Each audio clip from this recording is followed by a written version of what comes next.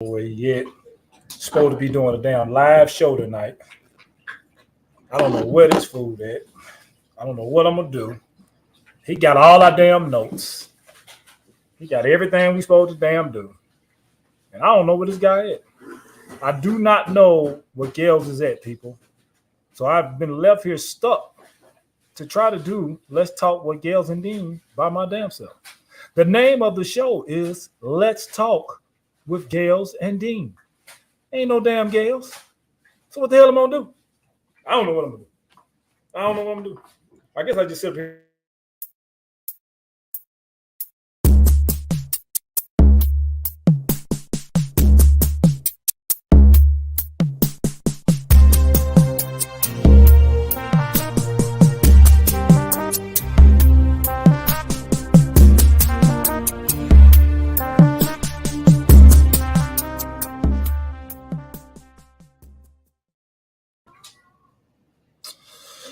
Welcome to Let's Talk with Gales and Dean. It's your boy, your host with the most, Mr. Dean.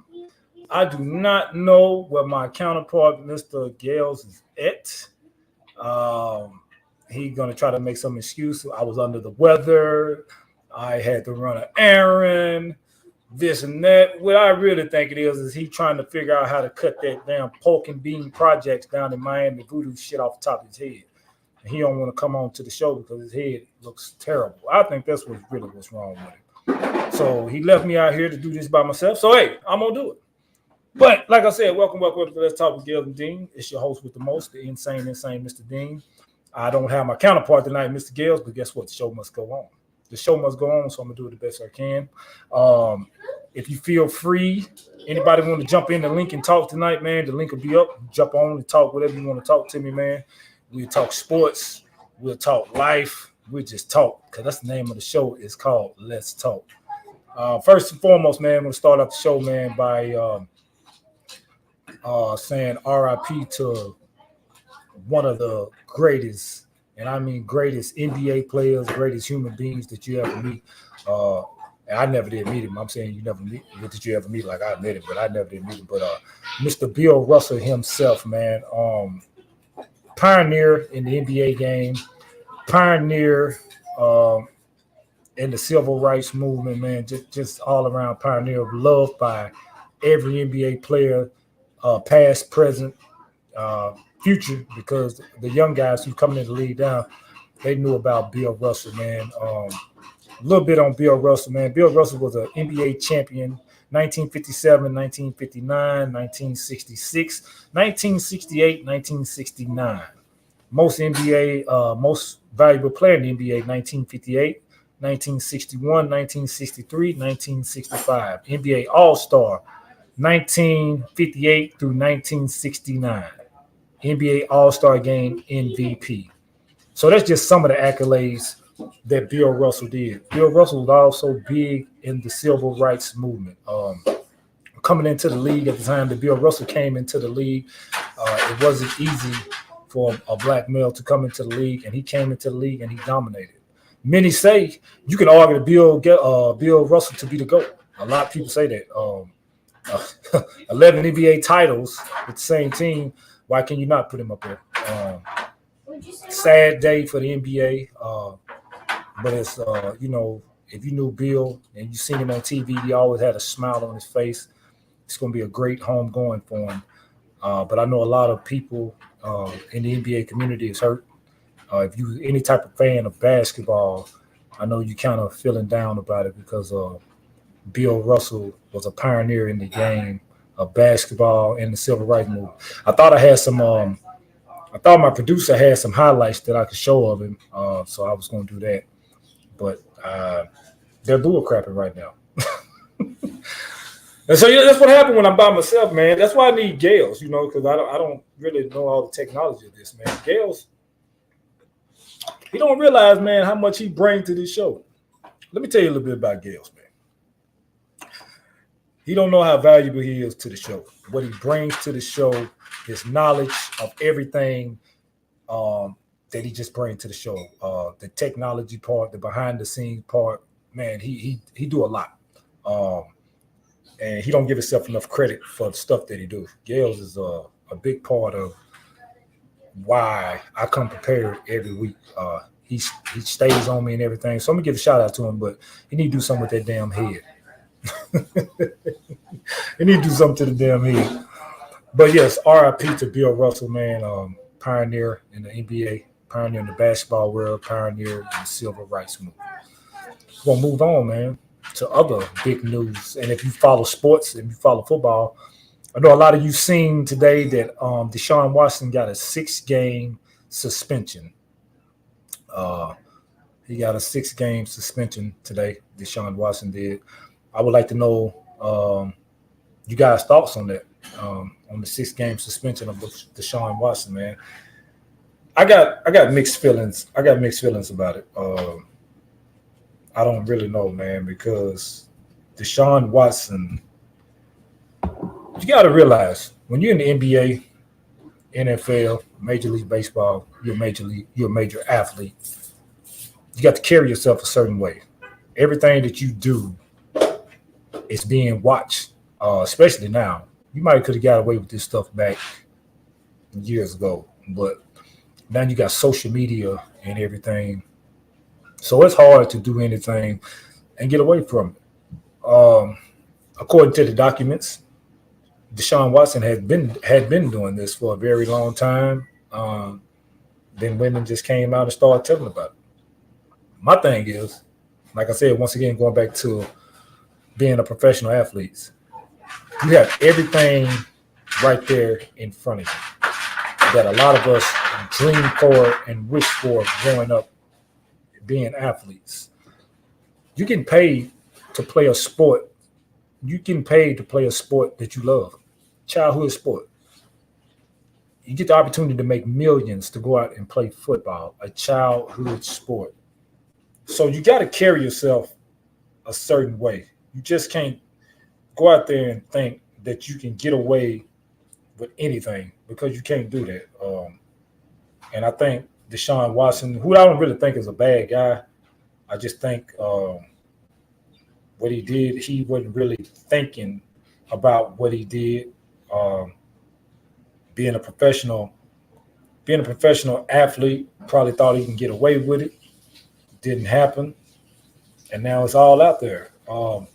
Silver suit had to pay out a lot of money for what he did, but they only gave him a 6-game suspension. Some people think he should have got more. Some people think he got what he deserved, and you got some people think he shouldn't even be in the league. If you go back and look at it, what happened with Ben Roethlisberger some years ago, he was caught on camera forcing a young lady into the bathroom, and we all know what happened for that. And I think he got like 2-game suspension, maybe 3. I can't remember. If I get that right down, so I put it in there. And, basically got the slap on the wrist. A lot of people going to say, what's up to my auntie out there, Miss Annette Williams? Thank you for watching the show. But Deshaun Watson, man, these athletes, they do stuff like this, and I think they think they're invisible, that you can get away with it. Well, you can't. Just because you're in a league, you're making millions, don't make you invisible. Yeah, you're making a lot of money, and it can get you out of stuff. But this stuff coming out now, this stuff ain't hid. And, some of the stuff is described that he done in these massage places is a little weird, man. It wasn't no violent act that he did, but it's kind of weird. And, Deshaun Watson is a hell of a quarterback, a transitioning quarterback to me. Even though he played for the rival Clemson Tigers, I'm a Florida State fan, so I didn't like Clemson. You can't take away from the talent of this guy. He has great talent. He just got caught up doing some weird stuff. And I really don't know what he got out of doing this weird stuff. Anywho, he had to pay out a lot of money. But the Browns, all the money that he just paid out, the Browns just paid it right back to him. He got guaranteed money. And so, who knows? But I'm not saying that it's right what he did. Very wrong. We really don't know what happened behind those doors because we weren't behind them. All we do is we get on and look at TV and speculate.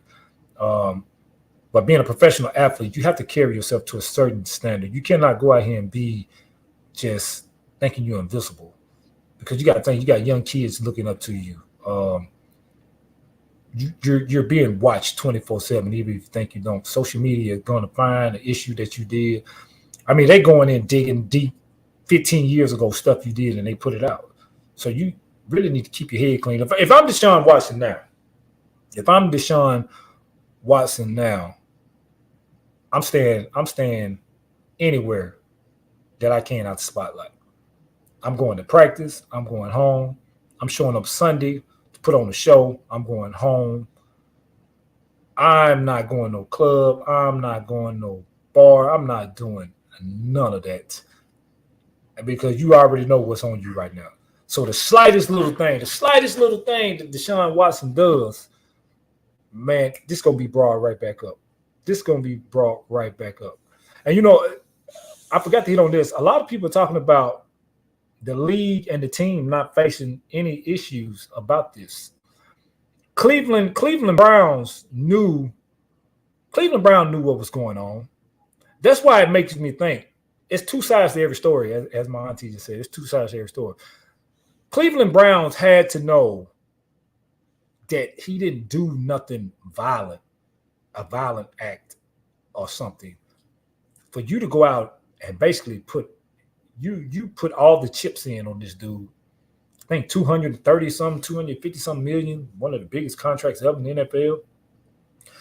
And you knew what he was facing, and you still signed him like that, making me think Cleveland Browns must have knew that it wasn't going to be an outrageous suspension, and he wasn't going to sit out the whole season. And my fault for saying that he didn't do nothing violent, because what he did wasn't right, so I'm sorry about saying that. But the Cleveland Browns must have had some type of insider to know, like, well, he's not going to get suspended for a year. We're going to have him back at some point in time of this season, so we're going to go ahead and sign him. Or did the Cleveland Browns just not give a damn? You got that issue too. A lot of these, we hear about a lot of stuff about women's rights and stuff like that. A lot of these issues that happen, domestic violence, sexual abuse, a lot of this shit gets swept under the rug because they really don't basically care about what the woman's going through.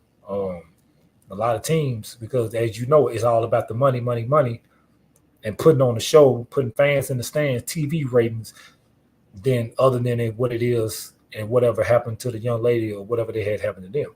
So you gotta raise an eyebrow at the Cleveland Browns. You gotta raise an eyebrow at Roger Goodell, because this ain't no little matter.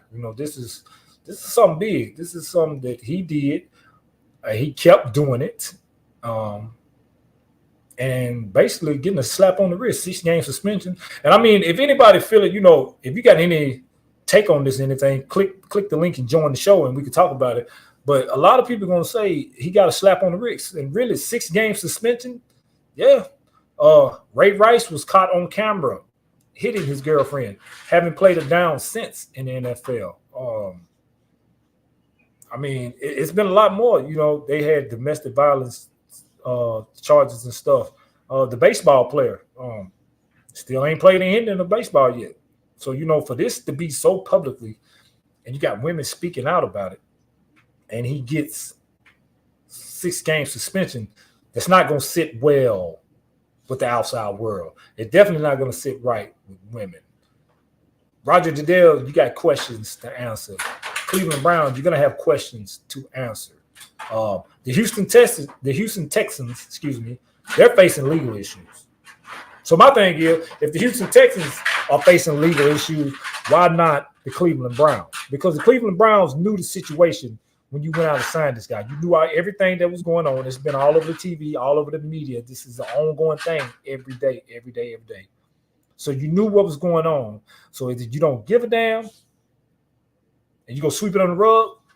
Or is it about putting fans in the stands, your TV ratings, and we got Deshaun Watson now, we got Amari Cooper now, we got Nick Chubb, so now we finally have a team that could possibly make a run for the Super Bowl. That's what it seemed like to me, And And this ain't gonna sit well. Cleveland Browns gonna be one of the most hated teams in the league because of this. I'm telling you. And nothing against Deshaun Watson. I like Deshaun Watson. Like I said, as the football player. But you're doing shit like this off the field, man. I got 3 little girls. I got 3 daughters, so I have to think about stuff like this. Where in years past, if I didn't have some daughters, I don't know. I'm like, well, he getting suspended, so I guess he getting punished. But the thing is, he getting suspended with pay. He's still making a lot of money. This dude's still making a lot of money. And then when you pay out in the silver suit, you paying out in the silver suit.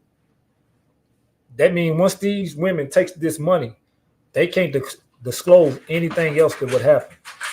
So how do we not know that nothing deeper happened? Now it's hush. They can't say nothing. They took the money.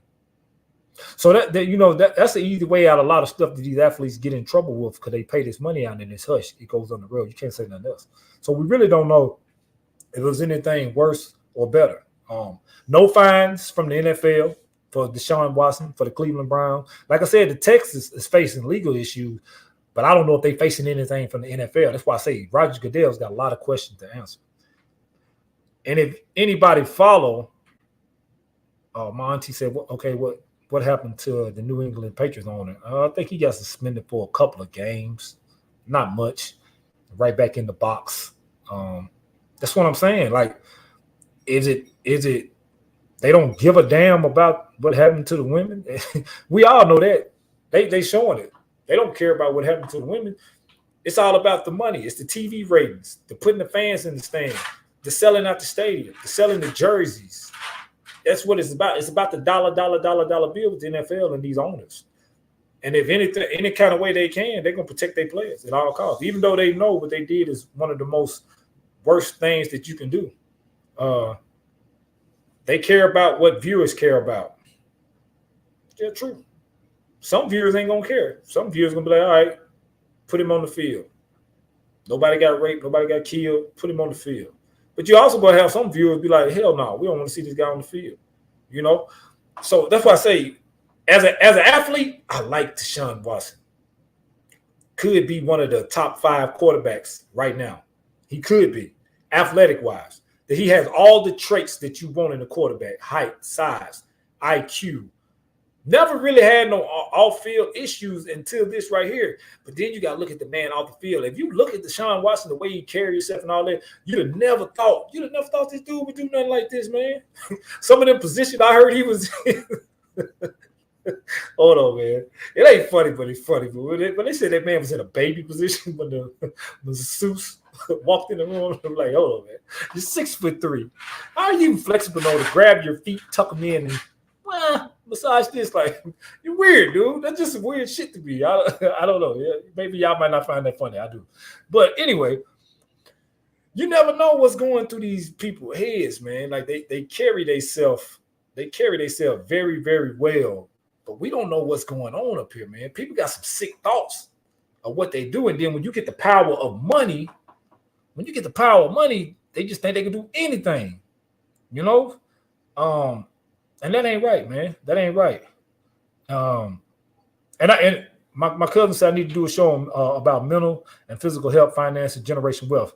That's in the works. That's already in the works, man. A lot of people gonna want to jump in on that one. And like I said, man, once again, feel free, man. Click the link if you want to jump on and talk about this with me, man. Jump on and talk about it. You join the show and we talk about it. Click the link right down there, man. Jump on the show and give me your input on what you think about what Deshaun Watson did. Like I said, man, as a person, no, I don't dislike the guy. I mean, as a person, I'm thinking different of him. Excuse me. As a player, like him. The guy is a once-in-a-lifetime generational talent on the field. This weird shit that he's doing off the field make me question it. Dude, was you doing this back in Clemson and not getting away with it because you the star athlete? Was you doing this back in high school down in Georgia and not getting away with it because you the star athlete?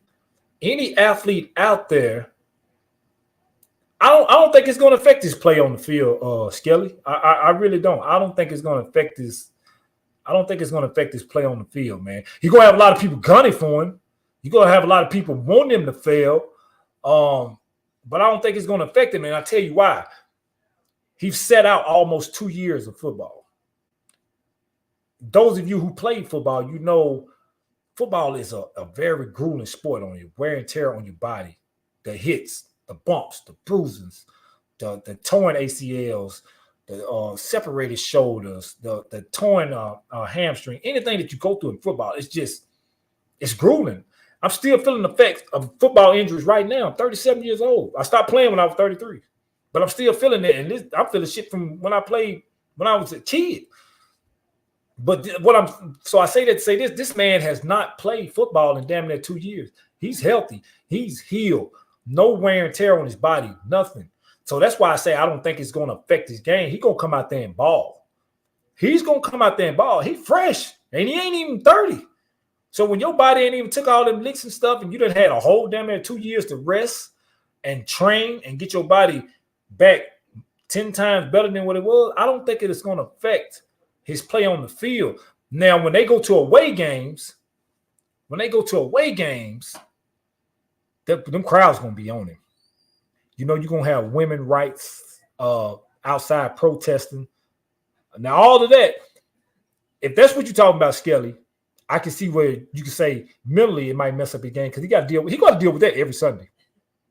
Whether it's going to be during the 6-game suspensions, whether he on the field or not, he's going to have to go through that. You're going to see signs up there. People going to have signs. People going to be bashing him. He's going to go through that every Sunday until the season ends. So if his mental is not right, then that might get him. But I don't know if it's going to bother him. But you know, to the women that happened to out there, I don't know. None of them. You can't just jump on them and you know everybody say, oh, they just out trying to get rich or this and that. Some of the women came out and said shit. And they said we didn't want no money. We just want to get this out there. If this is what this guy was doing, they had a few of them say that. A few of them didn't take that settlement. They just wanted to speak and let it be known and let it get out there what they had went through. So it ain't all the women weren't trying to get rich. You know, how we know none of these women really want to come out and talk? His lawyers and his team be like, well, we'll pay you this, and that amount of money for y'all to hush so it don't get out. And we all know money talks, bullshit walks in this world 90% of the time. I'm going to say it again. Money talks, bullshit walks in this world 90% of the time. In anything we do, you got to be strong-minded not to take that damn money. A lot of situations, man. Here, I'm gonna throw you this. Hush money. A lot of people done took hush money. That's done had bad shit happen to them. Seriously. Some we know, some we might not know. Money is the rule to all evil. Money walks, bullshit me, or money talks, bullshit walks. You know what I'm saying? Talk about my boy said everybody like a happy ending. Hey man, I'm trying to be serious right here, man. I'm trying to be serious right here, man. But that's what they do in some of the places, but we ain't gonna talk about that. Another show for another day. But back to the serious part, man. Like I said, money talks, bullshit walks. So click the link, Manuel. Click the link and jump on. And we get you on, but money talks and bullshit walks, man, and so that you know some of these people might not have ever seen that many zeros in their life, and they took it. Some of the women might have got persuaded by their families to take the money. Shut the hell up. It's always somebody in somebody's ear, your left or right. Somebody in your ear. Somebody in your ear telling you to do or telling you to don't. Somebody always in your ear, you know. And like I said, say, okay, we're going to give you $15 million cash. Don't say nothing. Boom.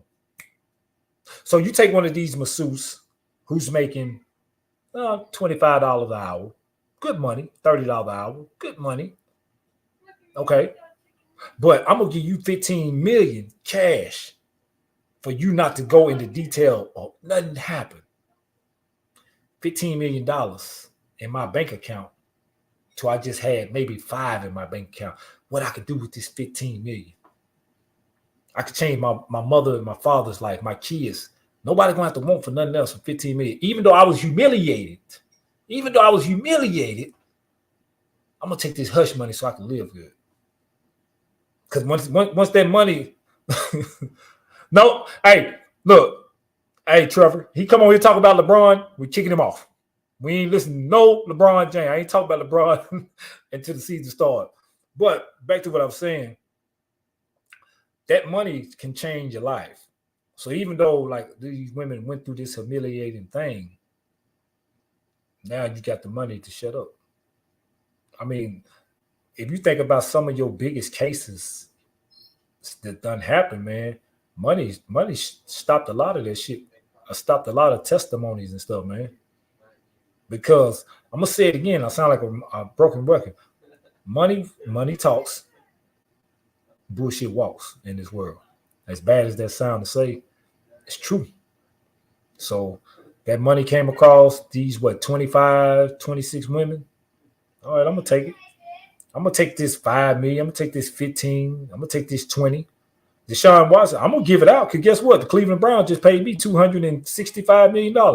What all I paid out to these women and to these lawyers and stuff, I just made it right back. And he did. He just made it right back. He ain't hurt for shit. He ain't hurt for nothing. Now you gotta get out. Now you gotta get out in the field and perform. That's the thing. Now I say this, Skelly, because you could be right. If he get out on that field and he don't perform well, all his ass is gonna get towed down. He gonna get towed down. You know, I wonder what Deshaun Watson love for football came from. You know, outside of all this stuff, I wonder where his love for football came from, and that'll get me on my next and final topic. Where to all my athletes out there, if you watch, whatever sport you play, click that link and join and talk to me about this. I want you to. But to all my athletes out there, whatever sport you play, what made you fall in love with the sport that you play? When and what made you fall in love with the sport you play? For me, I know for me, and y'all know me, I played football, baseball, and basketball, but football was my love.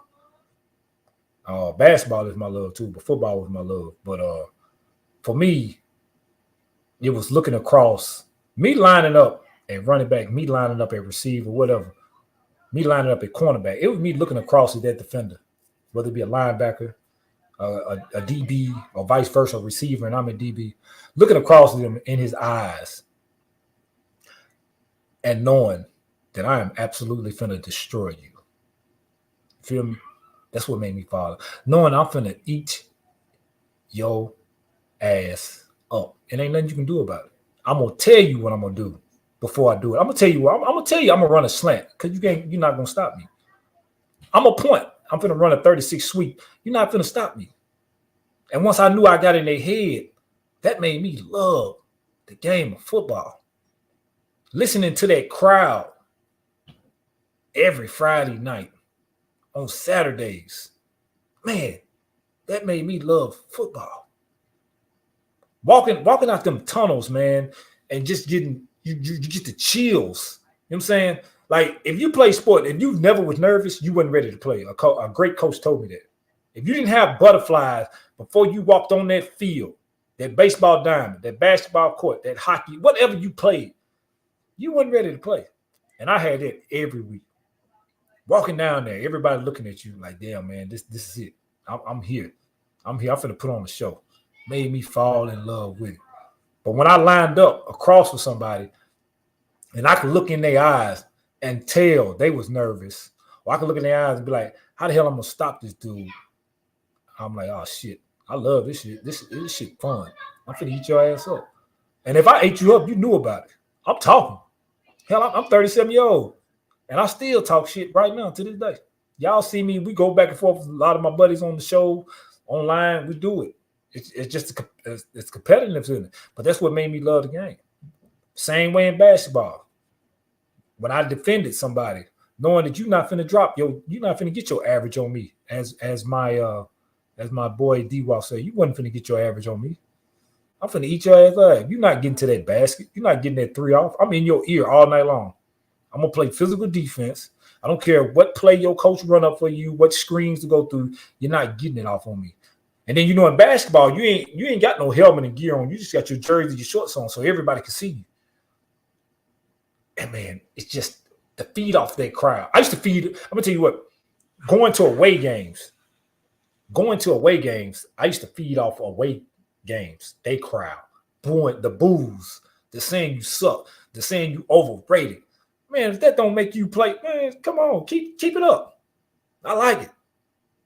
I love that. So my question to the audience is, what made you love? What made you fall in love with the sports that you want? Click and come on the show. Put it in the chats. I like to know. I'd rather talk to you if you want to come on, but you put it in the chats and we talk about it. But that was for me. That's what made me love it. And it transitions over to coaching now. I coach my little football team out here, and it transitioned over because getting them little 8-year-olds ready, getting them mentally ready, anything more than anything over physically, letting them know you can do this. You know what I'm saying? You can do this no matter what side that other 8-year-olds on the other team. I don't care what his talent level, what his speed is. It's up here. It's more mental than physical. See, that's what people get messed up about football. Okay. Football is a lot more mental than it is physical. Because you can look across, say you're a lineman, okay? And you look across, you're an offensive guard, say you about 6'2", 6'3", 270, okay? But you're looking across at this defensive tackle, 6'5", 325, just an athlete. You watching the film and he just dominated. But guess what? He ain't win against you yet. He don't know what you can do. He can be dominated against weaker competition, and on film, that looks good. But if you get it in your mental, that I'm finna go out here and kick his ass all over this field, you got him like that. I had to explain that to a little player tonight on my team. I had to explain that to him. Not the biggest kid, but I've seen when he can turn it on, he can play. So he was going against one of our faster kids, like defensive end, eating his ass up all night. So I pulled him to the side, and I said, Caden, quit letting him whoop you off this line. Coach, I can't do it. He's stronger than me. He's fast. He's a better athlete. I said, it's all in your mind. I said, it's always going to be somebody bigger, faster, stronger, better. But you got to get it up here that they not bigger, faster, stronger, better. You got to get it up here that I'm better than him. You got to get up here, I'm going to whoop his ass. Even though he is the better athlete. Use your technique. Use what we coach you to do. And I guarantee you he won't get back here. Use your feet work. No, you don't have fast feet, but you got great feet.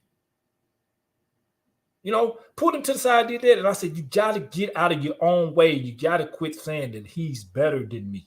Because long as you saying somebody's better than you, they're going to whoop you all the time. Whatever sport you in. So you can't put that in your head. Yeah, right. My guy, Lee Spartman right here. Prime example. Lee Spartman was one of the smallest linemen that you can see. Used to get his ass whooped some on that field, but guess what? He didn't come running off that damn sideline saying I couldn't do it. He get back in there and he whooped that defensive lineman ass that next play. One of the smallest linemen that I played with, but one of the meanest son of a gun, because Lee Spartman wasn't going to be like, oh, you better than me because you bigger than me. No. He got out there and proved it because he had it up here. And that's what I was trying to explain to Caden tonight. And once I said that to him, them last three plays, he whooped our D in. He got the best of it. That's why, and now I'm going to transition on why I love coaching. That's why I love coaching. I love taking a kid that don't have that much talent and coaching them up into a good football player. See, that's the thing where we get lost at when we coaching youth sports. We want the best athletes that's already good. Okay, who don't? We want to win. But that's the easy way of coaching. I like to take them kids that ain't that good and coach them up. And by game 3, 4, and 5, see where we at and see where they progressed at. It's easy to take a team full of all-stars and go out and win some damn championships. Trust me, it's easy. But when you take a team full of just regular kids that love the game and want to listen and want to play hard for you because you're a coach, and they go out there and perform on the field with you, that's what lets you know you're a good coach. That's what makes you a good coach. Just going to get the best kids off the street in your neighborhood or who their daddy was because you just load your team up, that don't make you no damn good coach. Hell, any of us can do that. Any of us can do that. That ain't what make you a good coach. That's easy coaching. I want that hard coaching. I want that kid out there crying every night, be like, Coach, I can't do it. So I can tell him, Coach, so I can tell him, yes, you can do it. It's all in your mind. Yes, you can do it. I want that. I don't want that damn kid telling me, well, my dad told me I could do it like this, and I go to D1 training, and I go to here. Man, I don't want that shit. I don't want that. Prime example, the team I help coach now, the Winsfield Wildcats, right? We're the only team in our league that go to St. Louis, and we play all of those St. Louis inner city teams. We're a suburb team. Okay? We're a suburb team. We don't have that many black kids on the team. We got a lot of mixed kids.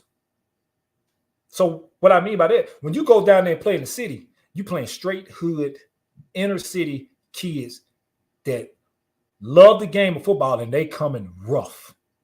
7, 8-year-olds, they calling you, they cussing, they grabbing, they spitting, they playing dirty. They're athletes. But they the best of the best. Because they coaches going, a lot of them teams down there travel, they coaches going down there and they getting the best of the best and putting them on there. We the only team out of our whole Winsfield organization from 1st grade to 6th grade or to 7th grade to go down there in the city and play. And guess what? We made it to the championship last year against the Seminoles that goes around and recruits, and they're ranked nationally for the 7U and the 8U, and they beat us by a touchdown in the championship game. So we played against a team full of all-stars that go to different states and play. They go to different states, play. Good little football team. Damn good little football team. But guess what? They coach go around and recruit. Because guess what? They coach tried to recruit 6 of our best players to come play with him this year. They got the easy way out. You don't have to coach hard like that when you got a bunch of talent. You ain't got to coach hard like that. But our little dudes, just some regular little dudes that just love the game of football, we coached them up to get there. We coached them up to get there. We played that team twice. The first time we played them, they came with the loudspeaker, the flag, the smoke out the tunnel, rah, rah, the crowd, rah, rah. All right. We was up on them 2 touchdowns. 2 touchdowns. They hadn't, the whole season, no team scored a point on them until they played us. Team full of all-stars against a team full of average Joes. And I'm not saying that in a bad way, because this little team ain't no damn average Joes that I got out here. They some dogs. And one damn thing I know about it, they going to play hard for me. They going to play hard for me. And we'll be back. We'll see that same team again this year. And I guarantee you, because I'll put it on video, it'll be a bit of we win that championship. So what I'm saying as a coach to all of you other coaches out there, they say you're such a great coach. I'm not taking that from you. And I'm going to say this before I get to my final words. I'm going to say this to you. It's easy to go out. Football, baseball, basketball, I don't care what sport. It's easy to go out and get a bunch of damn all-stars and go beat up on a bunch of non-all-stars. It's easy to coach that. You can sit back on the bench, sit back, chill, because you're about 30, 40 in the basketball game. You can sit back on the sideline, got your arm folded, ain't got to coach hard no more because you're about 3 or 4 touchdowns. You can sit back in the dugout because you up by that 12 runs in baseball. It's easy to coach that. So to me, y'all don't really want to. You're not out there for the kids. You're out there for yourself. You're out there for the accolades for yourself. You're not making them kids no better because they was already all-stars. But when you can take a team, when you can take some kids who really never played a sport and you can coach them into being a good athlete, all the way to being a great athlete, I like them coaches. Because that's the hard way to coach. That's to put your blood, sweat, and tears in it every Monday, Tuesday, Wednesday, Thursday, Friday night, and getting out there on a Saturday or Sunday and playing. You taking them kids that nobody else wanted, and you taking them and coaching them up into great players, and you winning. You taking them and you going to play against these all-star teams, and you beating these all-star teams, and they coach sitting on the sideline, they playing like, how the hell is this little team full of, as they say, nobody's beating us? Because they wanted more. Because we coached their ass up. Because they really want to play for us. Because it ain't a bunch of yelling and rah-rah and down and downplaying them. Because they ain't all-stars, but they gonna work their way to all-star. They weren't all-stars when we first got them, but they all-stars now. That's what makes you a good coach. That's why I love coaching football. That's my last word on that. If I stepped on some coach's toes, I don't give a damn. I don't care. Come at me all you want. I don't care. I would never respect too many coaches who go out here and handpick an all-star team to go win a championship, because you're not doing it for the kids. You're doing it for yourself. You're doing it for your own personal achievement. You're living your football, basketball, baseball dreams through those kids. You don't want to coach. You don't want to make it tough on yourself coaching. So if I stepped on some toes when I said, I don't give a damn. That's our show for tonight, people. That's our show. Thanks for tuning in. As always, every week, I love when y'all tune in. Man, look, next time when I tell you to jump on the show and talk to me, man. It's called Let's Talk. Because I don't know where the hell Gales is at. I don't know where the hell Gales is at. But I know when he come back, he coming back with a bang, with some special guests, and we're going to be back.